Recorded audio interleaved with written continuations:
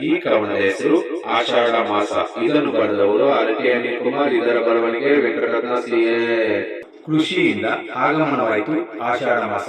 ರೈತನ ಮುಖದಲ್ಲಿ ಸಂತಸದ ಉಲ್ಲಾಸ, ಆಕಾಶದಲ್ಲಿ ಮೋಡದ ಮೆರವಣಿಗೆಯ ನಿವಾಸ, ನದಿಗಳು ತುಂಬಿ ಹರಿಯುವ ವಿಶ್ವಾಸ, ತಂಪಾದ ವಾತಾವರಣದಿಂದ ಆಕರ್ಷಣೆಯ ವಿನ್ಯಾಸ, ಭೂಮಿಯು ಹಸಿರಿನಿಂದ ಕಂಗೊಳಿಸುವುದು ಪ್ರಾಯಸ, ಮಳೆಯಿಂದ ಭೂಮಿಗೆ ಜೀವ ಬಂದು ಹೊಸ ಚೈತನ್ಯ ಮೂಡಿತು ಮನಸ, ಬೆಳೆಗಾರನಿಗೆ ಈ ಕ್ಷಣ ಪೂಜೆ ಮಾಡಿ ಬೀಜ ಬಿತ್ತುವ ಅಭ್ಯಾಸ, ಅನ್ನದಾತರು ಉತ್ತಮ ಫಸಲಿಗಾಗಿ ಕಾಣುತ್ತಾರೆ ಕನಸ, ವ್ಯವಸಾಯದಿಂದ ಉಳುಮೆಗಾರ ಆಗಬಹುದು ಆಯಸ, ಭೂಮಿ ಪುತ್ರನಿಗೆ ಖುಷಿಯಿಂದ ಸಿಗಲಿ ಪಾಯಸ, ಪ್ರಕೃತಿ ಕೃಷಿ ಮತ್ತು ಆಧ್ಯಾತ್ಮಿಕ ಸಂಗಮವಾದ ಪವಿತ್ರ ಮಾಸ.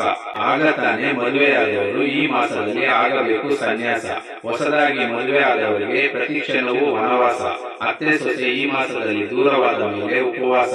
ಉತ್ತಮ ಆರೋಗ್ಯಕ್ಕಾಗಿ ಪರಿಸರ ಜೊತೆ ಮಾಡಬೇಕು ಸಹವಾಸ. ಮಳೆ ಹನಿಗಳಿಗೆ, ಹರಿಯುವ ನದಿಗಳಿಗೆ, ಹಸಿರು ಸೌಂದರ್ಯಕ್ಕೆ ನಾದೇ ದಾಸ. ಗುಡ್ಡಗಾಡು ಜೀವ ತುಂಬಿ ಪ್ರಕೃತಿಯಿಂದ ಪ್ರೀತಿಯ ವಿಲಾಸ. ಆಷಾಢ ಏಕಾದಶಿಯಂದು ವಿಷ್ಣುವು ಯೋಗ ನಿದ್ರೆಗೆ ಹೋದ ಪ್ರವಾಸ. ದೇವಶಯನಿ ಏಕಾದಶಿಯಿಂದ ಆರಂಭವಾಗುವುದು ಚತುರ್ಮಾಸ. ತುತ್ತೂರು ಹನಿಗಳ ಮಧುರ ನಾದದಲ್ಲಿ ಸರಸ ವಿರಸ. ಕವಿತೆಯನ್ನು ವಿವರಿಸಲು ಸೌಂದರ್ಯ ಶಬ್ದ, ಮಧುರತೆಯ ಲಯ ಸಿಗಲಿಲ್ಲ ಪ್ರಾಸ. ಕೃಷಿಕನಿಗೆ ಕಣ್ಣಿಗೆ ಕಾಣಿಸುವುದು ಕೈ ಕೆಸರಾಗುವ ಕೃಷಿ ಒಂದೇ ಕೆಲಸ.